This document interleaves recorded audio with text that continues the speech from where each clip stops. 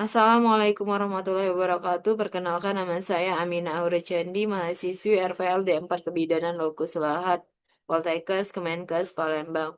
Baiklah, pada hari ini saya akan mempresentasikan penelitian saya yang berjudul faktor-faktor yang berhubungan dengan kejadian kekurangan energi kronik atau KEK pada ibu hamil di lingkungan UPT Puskesmas Merapi 2 pada tahun 2024. Terima kasih untuk dosen pembimbing saya itu Ibu Rosyanti Pasuti SSIT MKes.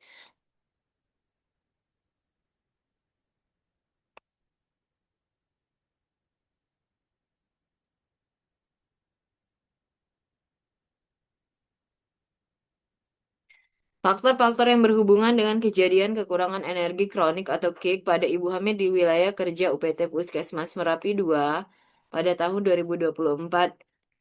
Latar belakangnya itu kekurangan energi kronik atau KIK merupakan keadaan di mana seseorang menderita ketidakseimbangan asupan gizi, energi dan protein yang berlangsung sangat lama atau menahun. Rumusan masalahnya yaitu berdasarkan dari data dan hasil pengamatan yang telah dilakukan di mana penelitian tertarik untuk melihat dan menganalisa faktor-faktor yang berhubungan dengan kejadian kekurangan energi kronik atau KEK pada ibu hamil di UPT Puskesmas Merapi 2 pada tahun 2024.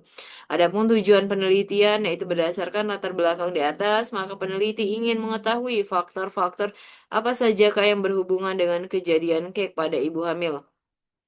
Manfaat penelitian dibagi menjadi dua, yaitu manfaat secara teoritis dan secara praktis.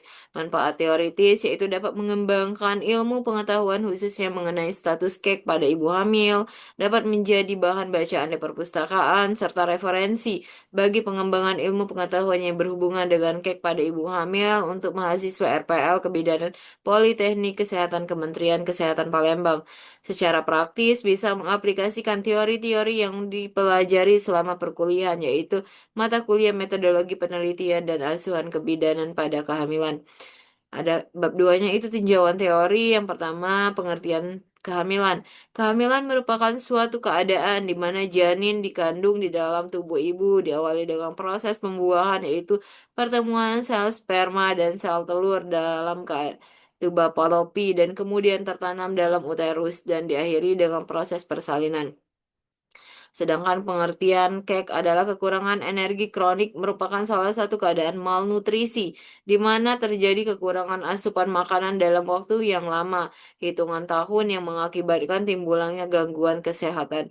Kekurangan energi kronik atau KEK merupakan kondisi disebabkan karena adanya ketidakseimbangan asupan gizi antara energi, protein, sehingga zat gizi yang dibutuhkan oleh tubuh tidak tercukupi. Faktor-faktor yang mempengaruhi KEK: umur, pendidikan, usia kehamilan, emesis gravidarum. Metodologi penelitian yang dipakai, jenis penelitian ini menggunakan survei analitik dengan rancangan case control. Dalam penelitian ini dilakukan pengukuran variabel dependen kejadian case, sedangkan independen pada saat ini, kemudian variabel independen usia, pendidikan, umur, kehamilan, emesis gravidarum diidentifikasi adanya atau terjadinya pada waktu yang lalu. Waktu dan tempat pengamatan dilakukan pada bulan September 2025 di UPT Puskesmas Merapi 2. Populasi penelitian ada ibu hamil pada tahun 2024. Didapatkan di UPT Puskesmas Merapi 2 terdapat 399 orang dengan kejadian KEK 40 orang dan tidak KEK 359 orang. Sampelnya, data yang diambil perbandingan kelompok kasus dan kontrol 1:1 sebanyak 80 orang, yaitu diperoleh 40 orang yang tidak kek dan 40 orang yang mengalami kek. Variabel penelitian ini terdiri dari variabel independen, yaitu usia, pendidikan, umur kehamilan, emesis gravidarum. Variabel dependennya yaitu kejadian kek. Definisi operasional: satu, kek. Definisi operasional itu suatu keadaan di mana seorang mengalami kekurangan energi, gizi, kalori, dan protein yang berlangsung lama atau menahun. Nilainya kurang dari 23,5 cm yang diambil dari register KIA. Alat ukur yang digunakan adalah lembar checklist. Cara ukurnya mengisi lembar checklist. Hasil ukurnya 0. Kek jika lila kurang dari 23,5 cm. Satu, tidak kek jika lila lebih dari 23, cm. Skala ukurnya itu skala nominal. Yang kedua, umur, usia ibu tercatat dalam buku register, lembar checklist, mengisi lembar checklist, 0, beresiko. Umur ibu kurang dari 20 tahun atau lebih dari 35 tahun. Satu, tidak beresiko, yaitu umur ibu 20 tahun sampai dengan 35 tahun. Skala ukurnya skala nominal. Tiga, pendidikan. Jenjang pendidikan formal terakhir yang pernah dicapai oleh ibu yang tercatat dalam buku register.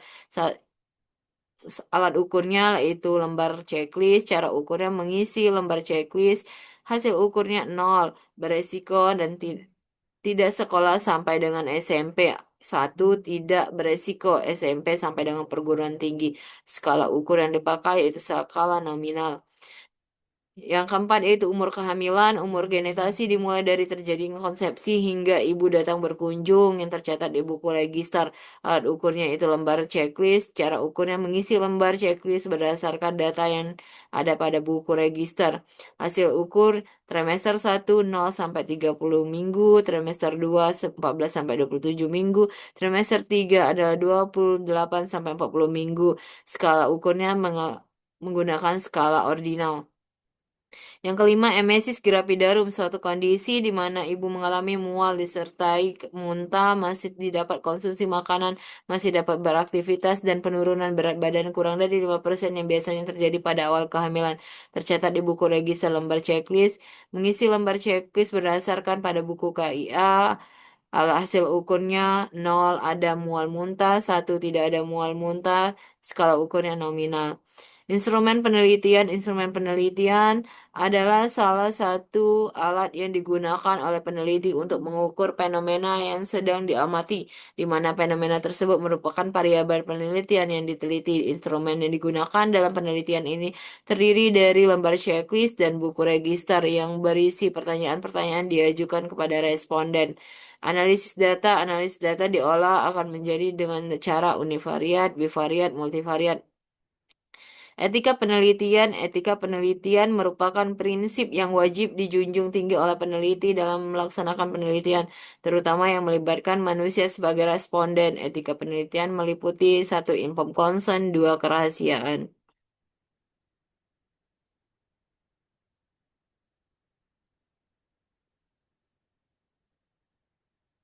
Itulah tadi pemaparan penelitian saya. Saya akhiri. Wassalamualaikum warahmatullahi wabarakatuh. Terima kasih.